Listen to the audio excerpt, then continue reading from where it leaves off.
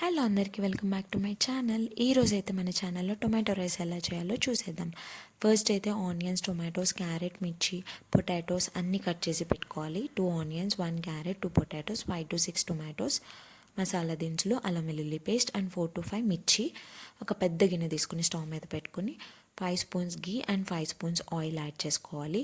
Oil అయితే కొంచెం ఎక్కువే పడుతుంది, అప్పుడే టేస్ట్ బాగుంటుంది. మా ఇంట్లో అందరికీ టొమాటో రైస్ అంటే చాలా ఇష్టం అని చెప్పాను కదా. మా అత్తయ్య చేస్తేనే ఈ టేస్ట్ వస్తుంది. సో ఎలా అయినా మా అత్తయ్య దగ్గర నేర్చుకోవాలని చెప్పి ఈరోజు ఫిక్స్ అయిపోయాను. టొమాటో రైస్ అయితే స్టార్ట్ చేశాను.